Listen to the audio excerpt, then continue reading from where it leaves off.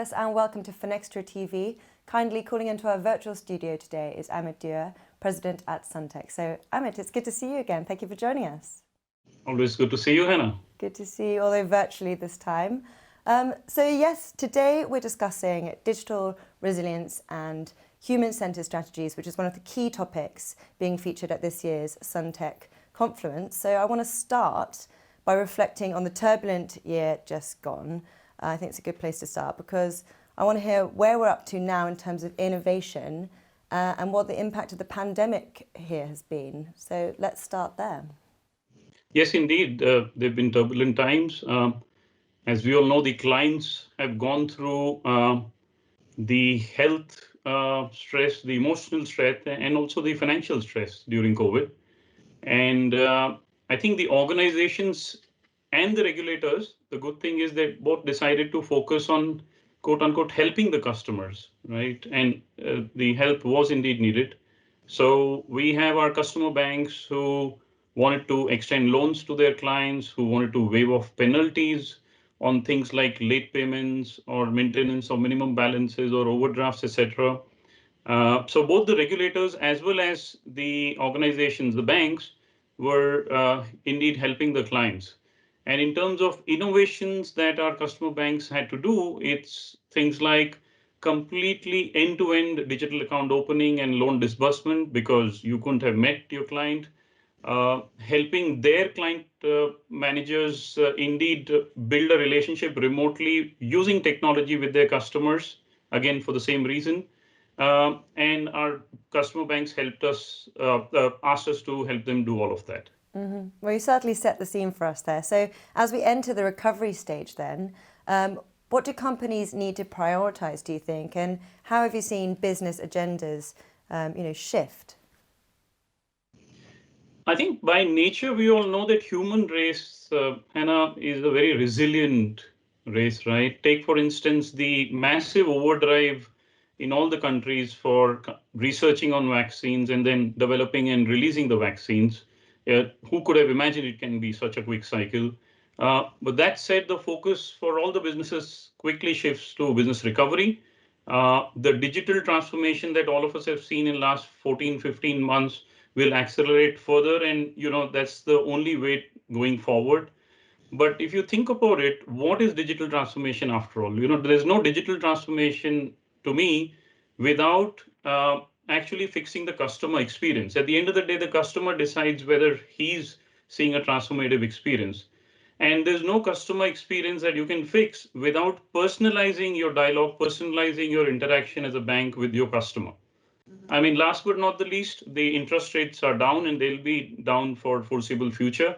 So the banks who've disbursed loans, et cetera, and who are going to make lesser and lesser net interest margins have to figure out the way to make up for the lost income via fee and charges, but via smart charging, not by charging customers who cannot pay, and regulators are not going to allow that anyways. Mm-hmm. Yes, there's been some challenges as well, haven't there? So that leads me quite nicely into my next question then. I'd love to hear your view on the top technology trends that you're seeing underway and where we're seeing accelerated innovation, especially around AI. Let's touch on that as well.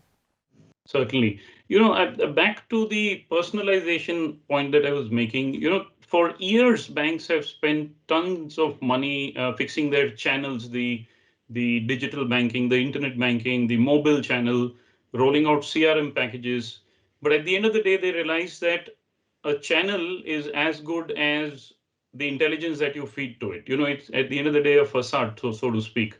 And a lot of banks today, to engage digitally and in a personalized manner, realize that they've got to fix up their middle layer, the intelligence layer, which helps them personalize the customer journeys, right? And that is what is seeing a lot of focus.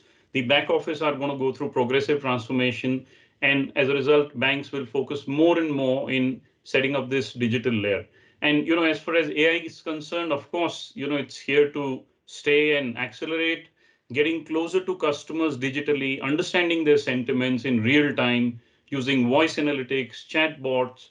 Very interestingly, banks disburse loans, but now to recover those loans, they've got to figure which customer has the capacity to pay and which one has the intent to pay. And they're two very different things, right?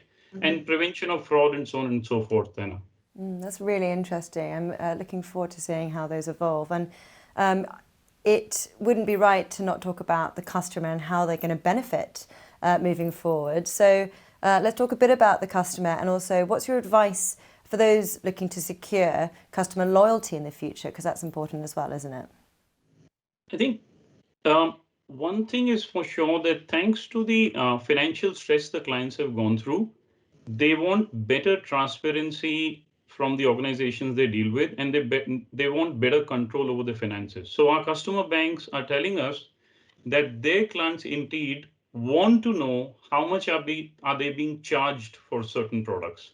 If they subscribe to another product, how will the discounting work? So that whole transparency and better control of finances comes to the center stage. The customer loyalty is going to be driven by customer centricity, not just by selling product or cross-selling more products. So if you can help map a customer's journey, so as they say, help him buy a home or move a home instead of just providing a mortgage, you're increasing your stickiness with the client, you're servicing his need, you're increasing customer satisfaction, and of course, you are increasing the loyalty. So it's a pretty much like a Uber experience. When you and I, Uber, we want to go from point A to point B. We really do not care about the substrate of payments, etc., because that happens in the back end, right? So overall, the customer gets better personalized experience, better transparency, and better control on his or finances. That's the expectation.